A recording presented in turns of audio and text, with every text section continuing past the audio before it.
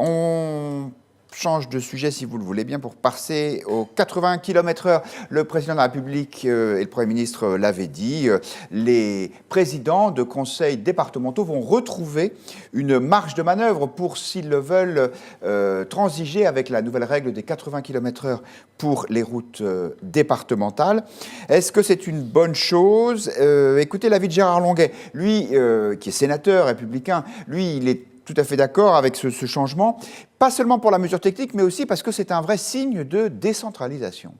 Oui, c'est un vote de bon sens. Rappelez que les routes départementales appartiennent aux départements et ce sont eux qui les connaissent le mieux. Ce sont eux qui les entretiennent, ce sont eux qui les rénovent et ce sont eux qui doivent fixer la réglementation de vitesse parce qu'ils connaissent les réalités du terrain.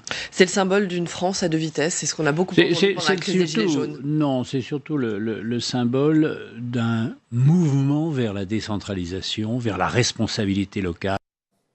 Adrien Mathieu, est-ce que c'est choquant sur le principe qu'on ne roule pas à la même vitesse partout en France, dans un État traditionnellement centralisé ? Bon, je ne vais peut-être pas vous surprendre en n'étant pas du tout d'accord avec Gérard Longuet. Je pense que, alors, on a tort de dire que le jacobinisme est toujours centralisateur, mais là, on ne va pas faire un truc à la carte où les départements feraient des concours de démagogie en faisant des limites de vitesse à 120 km/h sur les routes. Je ne pense pas que ce soit la bonne idée.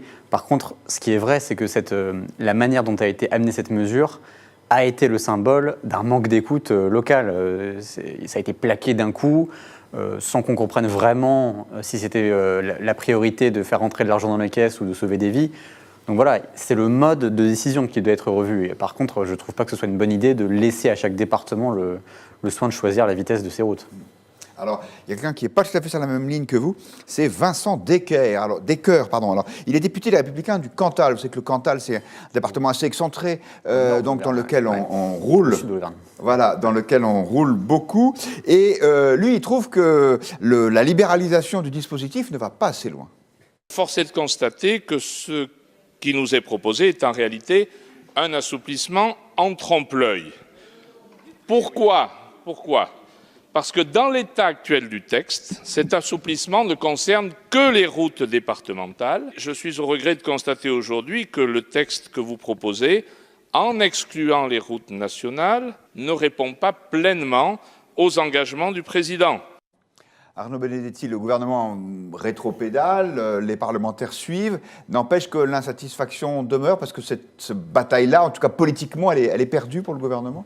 Je ne sais pas si elle est perdue, mais enfin, en tout cas, ce qui est sûr, c'est que d'abord, c'est une mesure qui avait été proposée par les sénateurs, il ne faut jamais l'oublier. C'est un amendement qui avait été défendu par un sénateur de permettre justement aux collectivités et aux conseils départementaux de fixer la limitation de vitesse. C'était pas Édouard Philippe qui était à l'origine de ça ? Non, il avait dit qu'il était d'accord. Le retour, l'expérimentation, bien évidemment. Le retour en 90. Oui. D'ailleurs, ce ne sont pas les députés qui sont responsables, c'est quand même le Premier ministre qui est à l'origine de cette mesure, qui avait été quand même un des signaux faibles qui annonçait la crise que l'on a connue ensuite avec la crise sur la taxe carbone. Moi, je crois fondamentalement que ce type de sujet fait partie d'abord de ce type d'injonction comportementale qu'un certain nombre de nos concitoyens supportent de moins en moins et qui finalement traduisent le décalage entre l'impuissance publique à résoudre les grandes difficultés, à résoudre les grands problèmes et finalement la puissance publique à vouloir finalement toujours plus normer les comportements. Alors je ne porte pas jugement sur l'efficacité des 80 ou des 90 km/h, je suis totalement incompétent sur le sujet, mais en tout cas c'est cette perception aujourd'hui qui explique aussi parfois finalement le mécontentement et la colère d'un certain nombre de nos concitoyens. Ensuite sur le plan politique, ça traduisait surtout l'absence finalement d'écoute, me semble-t-il, de l'exécutif, alors qu'un certain nombre d'élus locaux avaient fait remonter quand même le mécontentement que cette mesure, telle qu'elle était appliquée de manière unilatérale, faisait peser dans l'opinion. Donc, manifestement, on a un pouvoir qui semble aujourd'hui peut-être avoir un peu plus écouté, la base. Les internautes qui sont en train de nous suivre et qui se prononcent en direct sur Twitter approuvent cette possibilité laissée au département de revenir aux 80 90 km/h, il l'approuve à 77%. Et un internaute, Philippe, fait cette remarque, c'est surtout une limitation supplémentaire avec des points d'affût au changement de département. Oui, on imagine que quand il y a des changements de vitesse, de limite de vitesse d'un département à l'autre, ça peut donner lieu peut-être à des contrôles pour les automobilistes qui n'auraient pas été assez attentifs. Guillaume Bernard, les députés ont enfin compris les vraies aspirations, les vraies demandes de la France périphérique? Oui, d'une certaine manière. Enfin, je ne suis pas sûr qu'ils aient compris les vraies demandes, mais enfin, en l'occurrence, sur celle-là... En tout cas, sur celle-là, oui. Qu'est-ce qui avait choqué dans cette mesure? C'était l'application uniforme.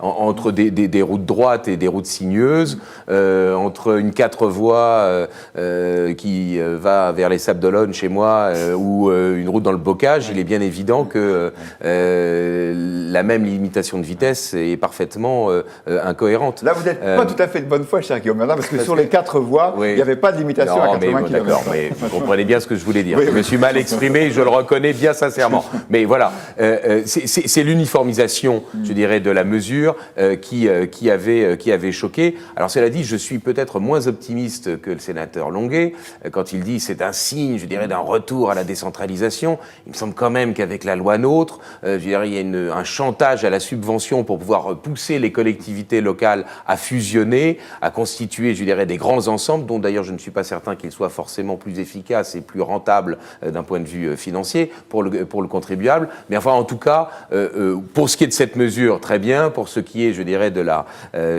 retour véritable et réel à une décentralisation, je suis plus dubitatif.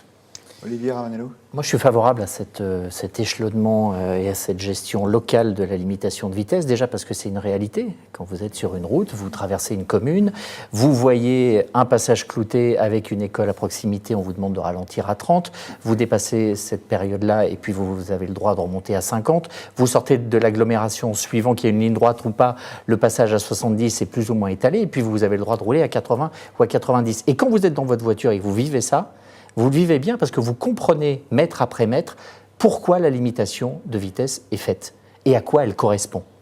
Lorsque ça vient de Paris qui vous dit « bon alors à partir de maintenant c'est 80 », évidemment que ça braque tout le monde parce qu'on a l'impression, comme vous le disiez, que c'est une injonction, que c'est un oukase et qui va s'appliquer de manière aveugle et non pertinente.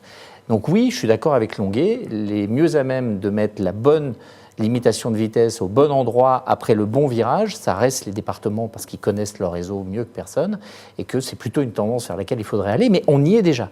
Et après un pays qui débat de 10 km/h en plus ou en moins, je continue de penser que c'est un pays qui va profondément mal. Vous pensez que c'est anecdotique?